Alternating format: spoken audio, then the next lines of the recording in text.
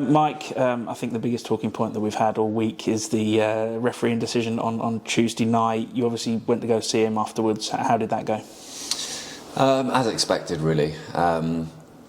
Listen, I don't want to be too critical. You know, he's a human being. He's doing his very best, like everybody. What's frustrating is because of the cost that these decisions make. The feedback is that the onus is on us as a club to feed things back to the league and the referees to try and get as much help for them as possible. Potentially goal line technology and things like that. But yeah, you know, we all have got to put our hands up and we all make mistakes. And that's fair to say. It's just when it costs you and the emotion of it and the repercussions, obviously with, you know, the sending off and things like that. When something's so blatant, it's very hard. And referees talking a lot this summer and this season about the look of things and making sure we're trying to clean the game up. And that is right. You know, we are role models in terms of for the kids watching and the supporters.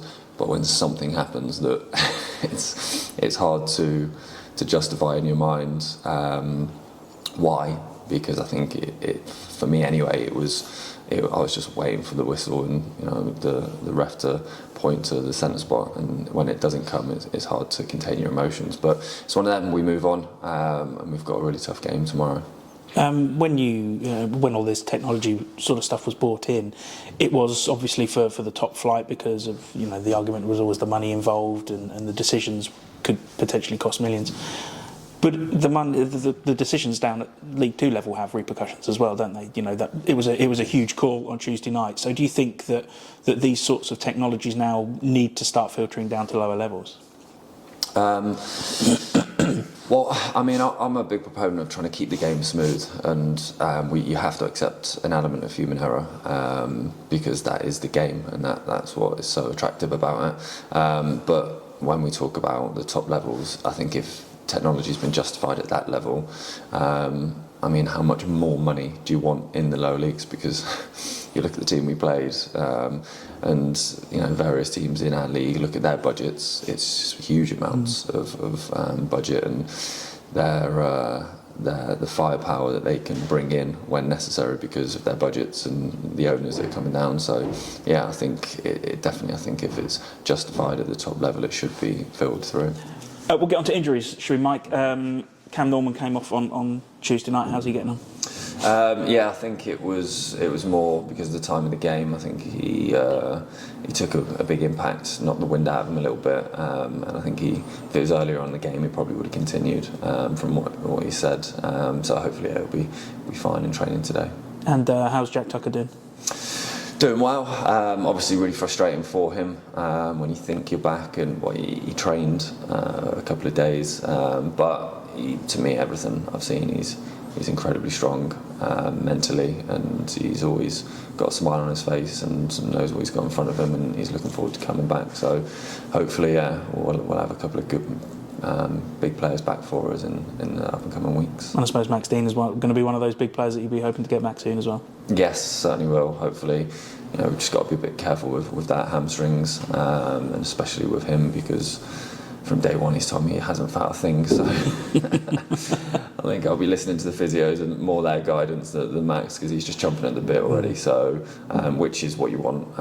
It's unbelievable enthusiasm, exactly what you see on the pitch. But yeah, them two coming back will be fantastic. I suppose you do have to be wary, don't you, sometimes of you know, players saying that they're ready to come back when they're not quite.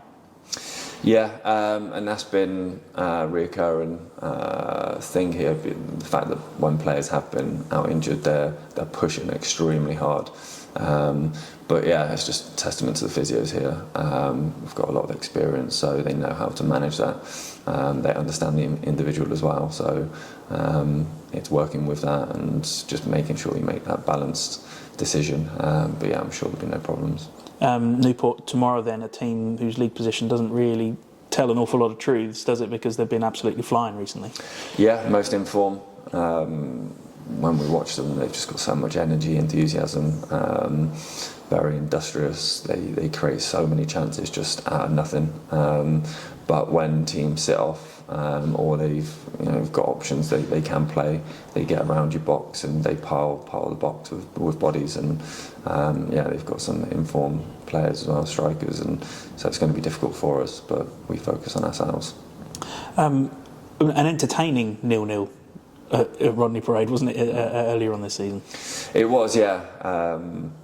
I think it took a while for the game to settle down. I think in the second half we felt as though we got slightly more control.